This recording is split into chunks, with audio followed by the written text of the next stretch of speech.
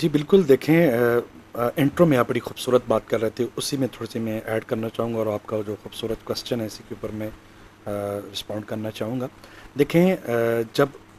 ملک کے اندر ایجوکیشن کے حوالے سے ہم دیکھ لیں کہ جب ایک غریب جو ہے ماں باپ اپنے بچے کو پڑھا لکھا کر اس مقام تک نہیں پہنچا سکتے. اگر ایک ریڈی بان ہے تو اس کی یہی کوشش ہوتی ہے اگر میں نہیں پڑھ سکا بچہ تو پڑھے، لیکن وہ نہیں پڑھا سکتا. حتیٰ کہ ہمارے ملک کے اندر سب سے بڑا جو میں سوال یہاں پہ رکھنا چاہ رہا ہوں وہ یہ ہے،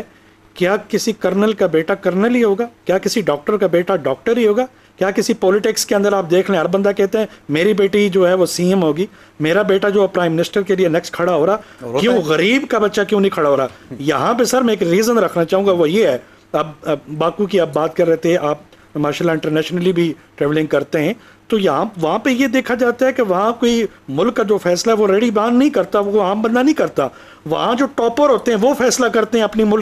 ملک کی تقدیر کا. وہ جو بزنس میں ٹاپر ہوتے ہیں وہ فیصلہ کرتے ہیں، جو ایجوکیشن میں ٹاپر ہوتے ہیں وہ فیصلہ کرتے ہیں کہ ہم نے اس سیٹ کے اوپر جو رسپانسبلٹی والی سیٹ ہے اس کے اوپر کس کو بٹھانا ہے، جو ہمارے ملک کا جو ہے وہ فیصلہ کرے گا، جو سٹینڈ لے گا ہماری کنٹری کے لیے. تو ہم نے جو ہے جب ہم ووٹ کاسٹ کرنے جاتے ہیں، سب سے بڑا المیہ یہ ہے کہ ہمارے جو جوانوں کو ایجوکیشن سے دور رکھ کر وہ اسی طرح کہ ان کو پتہ ہی نہیں ہے کہ پرائم منسٹر جو ہوتا ہے اس کا کردار کیا ہوتا ہے، جو ملک چلانے والا جو وزیر اعظم ہوتا ہے، سپریم کورٹ کا جو چیف جسٹس پاکستان ہوتا ہے، جو اسی طرح صدر مملکت ہوتا ہے، ان کے عہدے جو ہوتے ہیں، آج بھی ہمارے جو یوٹیوبر ہوتے ہیں وہ بیچارے جا کے کسی سے پوچھتے ہیں ہمارے ملک کا وزیر اعظم کون ہے، تو وہ کہتے ہیں جی یہ نہیں نواز شریف. پتہ ہی نہیں ہے لوگوں کو.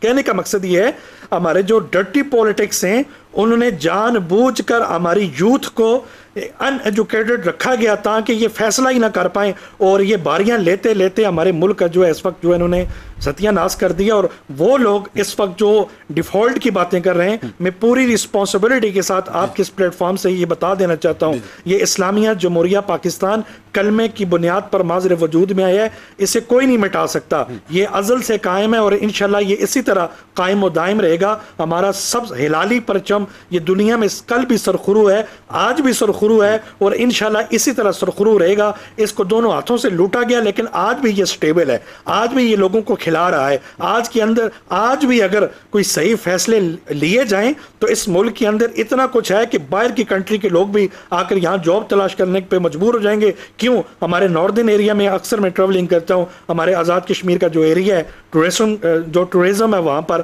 کہ اتنا وہ سوئٹزر لینڈ کہیں پیچھے رہ جاتا ہے، لیکن وہاں اتنی فیسلٹی نہیں ہے. آپ خود آزاد کشمیر سے بلانگ کرتے ہیں، کتنا خوبصورت ہمارا کشمیر ہے، لیکن اس کے باوجود ہم جو ہے وہ پیچھے ہی پیچھے.